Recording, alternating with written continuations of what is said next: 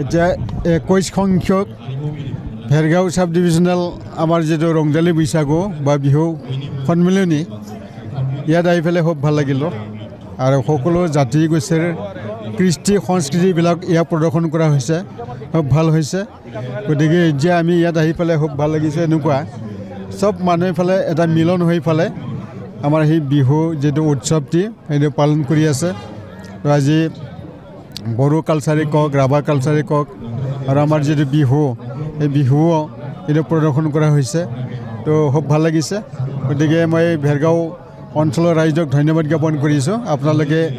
একতাৰে মানে ভাতৃত্ববোধেৰে যিখিনি আমাৰ কৃষ্টি সংস্কৃতিবিলাক প্ৰিজাৰ্ভ কৰিবৰ কাৰণে চেষ্টা কৰিছে তাৰ কাৰণে মই ধন্যবাদ জ্ঞাপন কৰিছোঁ আমাৰতো সহযোগিতা থাকিবই ভৱিষ্যতলৈ সেইটো থাকিব কোনো কথাই নাই যিহেতু আমাৰ কৃষ্টি সংস্কৃতি ৰক্ষাৰ ক্ষেত্ৰত আমি সকলোৱে চেষ্টা কৰাটো উচিত চবেই সেইটো জানিব লাগিব গতিকে আমাৰ যিখিনি আমাৰ সমল আছে বহুত জাতি গোষ্ঠীৰ কিছু কালচাৰৰ সমল আছে সেই সমলসমূহক আমি জীয়াই ৰাখিব লাগিব তেতিয়াহে জাতিটোৰ ভৱিষ্যত উজ্জ্বল হৈ থাকিব আৰু সেইবিলাক যদি আমি নাজানো উঠি অহা যুৱচামে যদি সেইবিলাক চিন্তা নকৰে তেতিয়াহ'লে ভৱিষ্যত জাতিও চেজ হ'ব গতিকে ইয়াৰ কাৰণে চবেই চেষ্টা কৰিছে একেলগে চেষ্টা কৰিছে এইটো আৰু চবচে ভাল নাই জুবিনটো আমাৰ একদম ইণ্টাৰনেশ্যনেল ব্যক্তি দেই আমাৰ কালচাৰৰ ক্ষেত্ৰত অকল অসমটো বা ভাৰতবৰ্ষতো তেখেতে ৰিপ্ৰেজেণ্ট কৰা নাই সাৰা পৃথিৱীত তেখেতৰ এটা নাম আছে গতিকে এইখিনি আমি তেখেতক মনত পেলাবই লাগিব আজি হয় চবেই দুখ প্ৰকাশ কৰিছে আমিও কৰিছোঁ জুবিনবিহীন এইবাৰ বিহু পাতিব লগা হৈছে কিন্তু আমি এতিয়া আগবাঢ়িব লাগিব তেখেতৰ যিখিনি দি থৈ গৈছে ইয়াক লৈ পেলাই আমি আকৌ আগবাঢ়িব লাগিব তো ইয়াৰ কাৰণে আমাৰ যিটো যুৱচাম সেই যুৱচামখিনি আৰু পদক্ষেপ ল'ব লাগিব তো এইখিনি মই আহ্বান জনাইছোঁ এতিয়া এইটো অসম চৰকাৰৰ স্কিম আছিলে আমাৰ BTCত নাছিলে গতিকে আমি সেনেকুৱা মানে ভবা নাই এতিয়ালৈ যিহেতু আমাৰ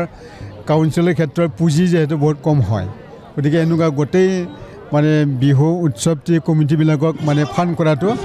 আমাৰ কাৰণে এতিয়ালৈ সমপৰ হৈ উঠা নাই এতিয়া ভৱিষ্যত সেইটো চাম ভেৰগাঁও 21তম ভেৰগাঁও ৰংজালী বৈশাগৰ আমি দুদিনীয়া কাৰ্যসূচীৰে বৰ্ণাঢ্য দুদিনীয়া কাৰ্যসূচীৰে আমি কাৰ্যসূচী লৈছিলোঁ যোৱাকালি আমাৰ নৃত্য গীতৰ প্ৰতিযোগিতা অনুষ্ঠিত হৈ গ'ল এই প্ৰতিযোগিতাত ওদালগুৰি জিলাৰকে আদি কৰি বাক্সা জিলাৰ পৰা আদি কৰি দৰং জিলাৰ পৰা বহুত প্ৰতিযোগী ইয়াত আহি অংশগ্ৰহণ কৰি গৈছে গতিকে আমি ভাবোঁ যোৱাকালি আমি খুব ধুনীয়াকৈ কাৰ্যসূচী পাৰ হৈ গ'ল আজি দ্বিতীয় দিনাখন ৰাতিপুৱা আমাৰ বৰ্ণাঢ্য শোভাযাত্ৰা কাৰ্যসূচী পাৰ হৈ গ'ল ইয়াৰ লগে লগে আমি এতিয়া 3 বজাৰ পৰা মুকলি বিহু আমি আৰম্ভ কৰিবলৈ ওলাইছোঁ এই মুকলি বিহুত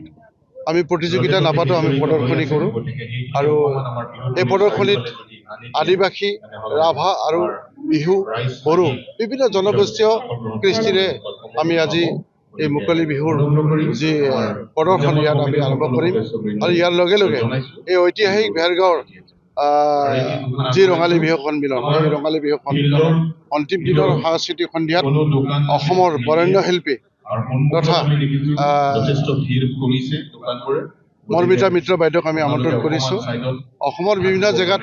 তেওঁক আমি গম পাইছোঁ যে মানে অলপ হেৰি কৰিছে তথাপিও আমি শিল্পী হিচাপে তেখেতক আমি ইয়ালৈ আমন্ত্ৰণ কৰিছোঁ যাতে ৰাইজে ভুল নুবুজে সেইকাৰণে আমি শিল্পী হিচাপে তেখেতক ক'ৰবাত ভুল থাকি গৈছে যদিও আমি বহুতে অভিযোগ কৰিছে তথাপিও আমি সেইটো কিবা কৰা নাই শিল্পী হিচাপে আমি তেওঁক আমন্ত্ৰণ কৰিছোঁ গতিকে তাই আহি পাব 8 বজাত গতিকে সকলো ৰাইজৰ